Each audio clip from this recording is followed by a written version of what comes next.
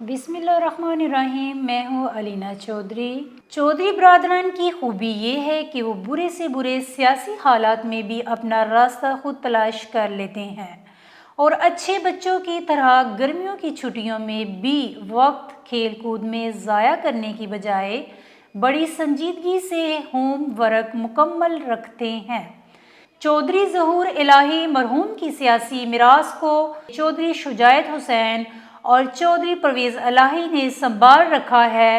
یہ وصف کم ہی لوگوں کو نصیب ہوتا ہے۔ اکبر بگٹی مرحوم کے معاملے میں پرویز مشرف کی عشیر باز سے مذاکرات کی آخری کوششیں ہوں یا پھر بڑے مولانا صاحب کا اسلام آباد میں گزشتہ پڑاؤ، قدردانوں نے وقتی طور پر بھی ایسے بحرانوں کو ٹالنے کی خاطر انہی دو بھائیوں کا کندھا تو استعمال کیا، لیکن درون خانہ ہونے والے وعدوں معاہدوں کی کبھی پاسداری نہیں کی۔ سمندر جیسا گہرا دل و دماغ رکھنے والے اگر دل کے راز زبان پر لے آئے تو بڑے ایوانوں میں بھونچال آ جائے۔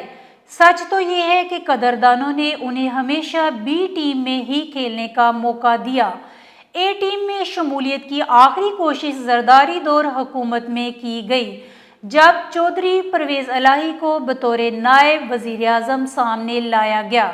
ان کی انتظامی و سیاسی صلاحیتوں کو آزادانہ طور پر صرف پنجاب میں بطور وزیر اعلیٰ آزمانے کی ایک ہی کوشش کی گئی۔ ہمارے بڑے خاں صاحب کی بھی یہی مجبوری ہے کہ بان متی کے کنبے پر تو تکیہ کیے بیٹھے ہیں، لیکن اپنے طاقتور حقیقی اتحادیوں کو طاقتور ہوتے دیکھنا انہیں کسی صورت قبول نہیں۔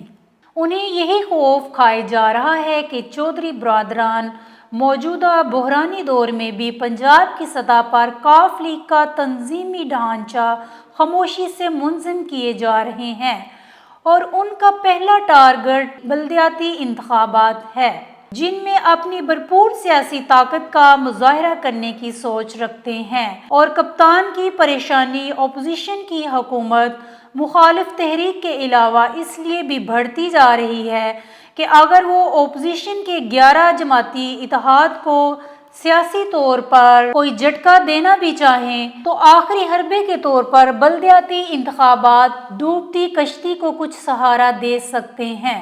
رکاوٹ یہی ہے کہ وسیم اکرم پلس نون لیگ کے اراکین اسمبلی کو توڑنے کی کوششوں میں تو لگے رہتے ہیں، لیکن تحریک انصاف کے کمزور ترین تنظیمی ڈھانچے کو مقامی سطح پر مضبوط کرنے کی کوئی کوشش نہیں کر رہے۔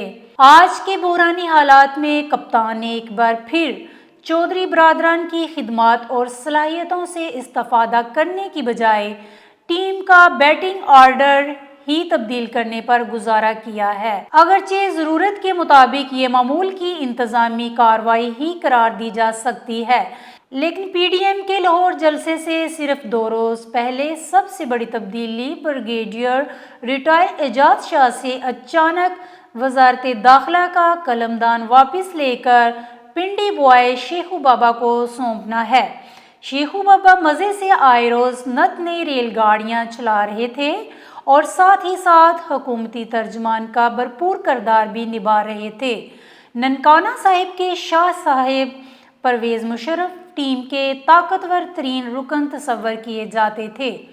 پرویز مشرف کی تمام تر داخلی و سیاسی جارحانہ حکمت عملی پر عمل درآمد انہی کی ذمہ داری تھی۔ موجودہ دور میں ان کی تقرری مشرف دور کا تسلسل قرار دی جا رہی تھی۔